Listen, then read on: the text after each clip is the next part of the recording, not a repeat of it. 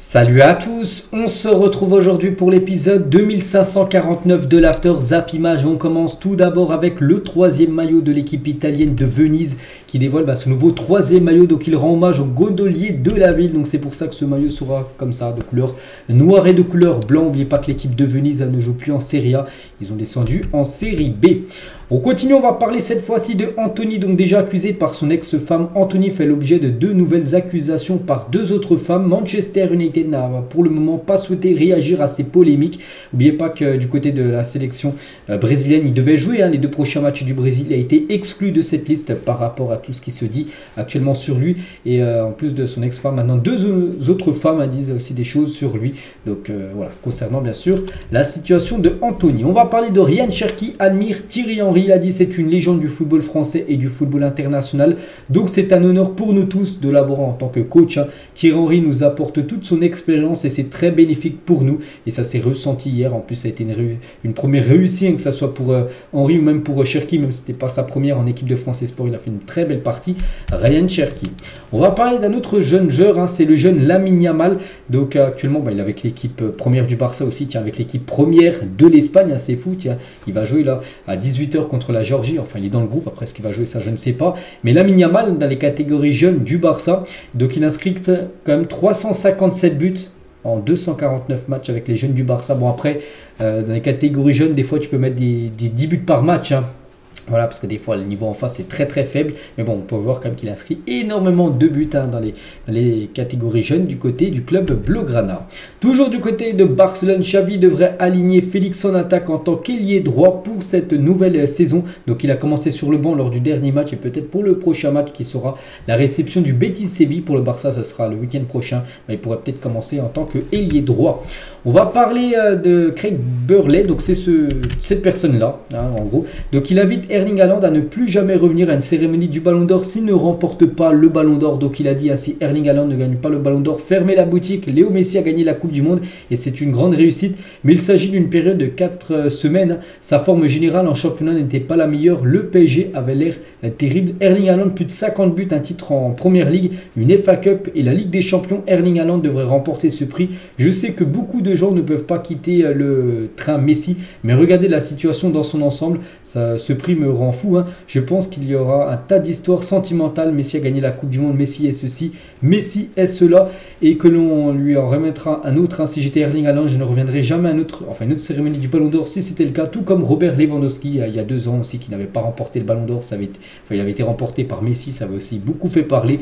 Donc voilà, pour cette personne en gros, si Haaland ne remporte pas, ce sera un énorme scandale, le Ballon d'Or. Donc moi je mets en première position aussi Erling Haaland. Pour moi ça devrait être lui le futur Ballon d'Or. Messi je le mettrai en deuxième position, mais Haaland le mérite plus que Messi. C'est vrai que Messi a gagné la Coupe du Monde, mais c'est pas que tu gagnes la Coupe du Monde que tu es obligé de gagner le Ballon d'Or. Regardez en 2018, tiens, la France avait gagné la Coupe du Monde et ça avait été pas un joueur français qui a gagné le Ballon d'Or, c'était Luka Modric qui avait perdu la finale de Coupe du Monde. Donc pour moi, Haaland mérite de gagner ce Ballon d'Or. Après, bien évidemment, c'est les journalistes, les capitaines des sélections, tout ça qui voteront pour le heureux élu. Êtes-vous d'accord avec ce classement fait par les Américains? En gros, du côté des États-Unis, ils ont fait le top 5 des plus grands athlètes de l'histoire, tous sports confondus. Donc le premier, Michael Jordan, donc un très grand bien sûr basketteur. Il y a Mohamed Ali, il y a Tom Brady ou même Serena Williams, c'est aussi Babe Ruth que je connais pas, je ne cache pas. Bref, voilà, ils n'ont pas mis de footballeurs pour eux. Voilà, je crois que le soccer, le foot, je ne sais pas s'ils apprécient pas. Et ils auraient pu mettre soit Messi, soit Ronaldo quand même. Au moins dans le top 5, après, peu importe la position. Mais voilà, voir pas un footballeur dans le top 5, c'est quand même fou du côté de ce classement. Donc non, je ne suis pas du tout, moi, d'accord par ce classement. Tiens, en parlant de Léo Messi, donc Nelson Rodriguez, vice-président exécutif de la MLS, sur l'influence de Messi sur la MLS, il a dit sur Apple, avec qui nous avons passé un accord de diffusion cette année. Les 3 matchs les plus regardés sont les 3 premiers matchs de Messi à Los Angeles. Un billet pour le voir jouer coûtait plus cher que d'assister à toute la saison de l'équipe de la ville. Je suis un enfant de New York Cosmos de Pelé. C'est là que le football m'a mordu. Ça sera pareil pour Messi. Beaucoup de garçons et de filles voudront jouer comme lui. Donc voilà, bien sûr, c'est énorme pour la MLS d'avoir un joueur comme Léo Messi en plus qui rayonne. Match après match, il rayonne du côté des États-Unis.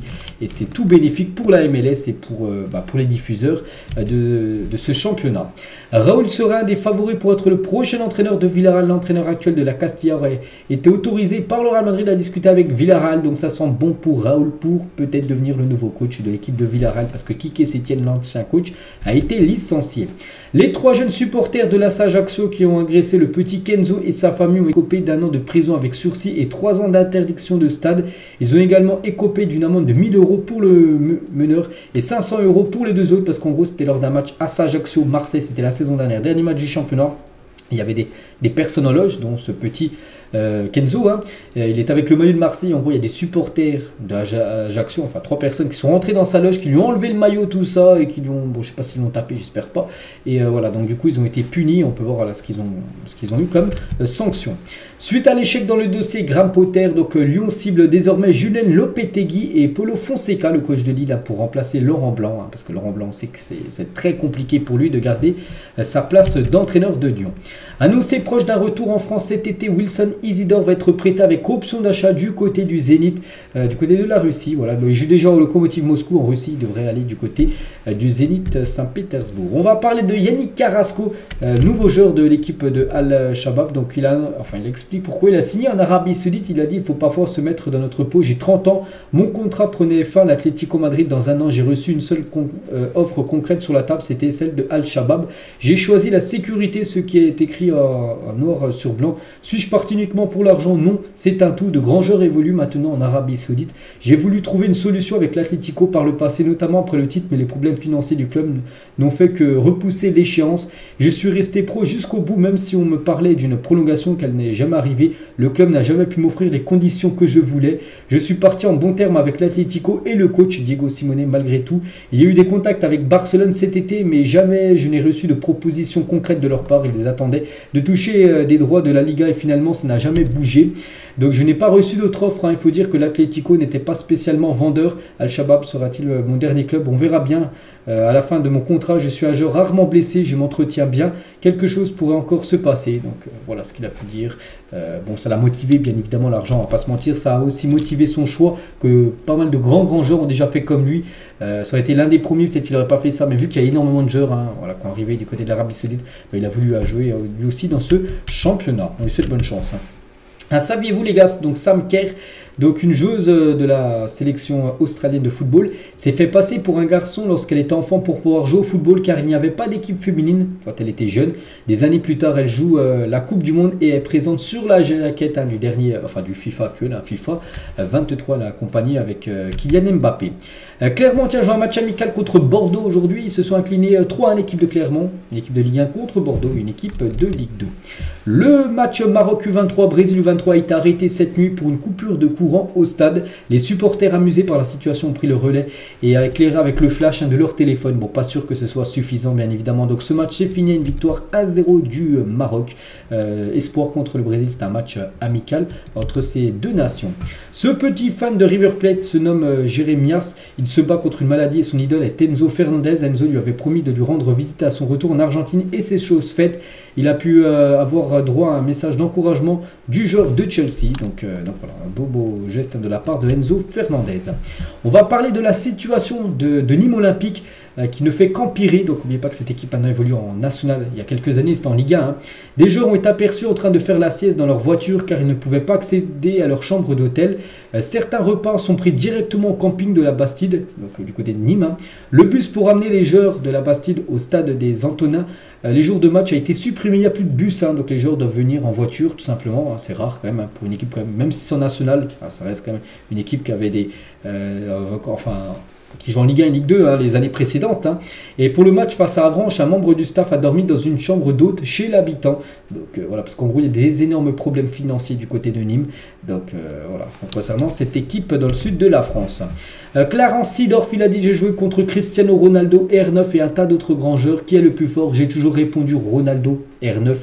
Parce que je considère qu'il est d'un autre niveau tout simplement. Donc voilà le très beau message hein, du légendaire Seedorf hein, sur Ronaldo R9 plutôt. Et on finit les gars cet épisode avec ce classement. N'oubliez pas le classement du groupe E de la dernière Coupe du Monde hein, avec le Japon et Costa Rica qui se qualifiaient.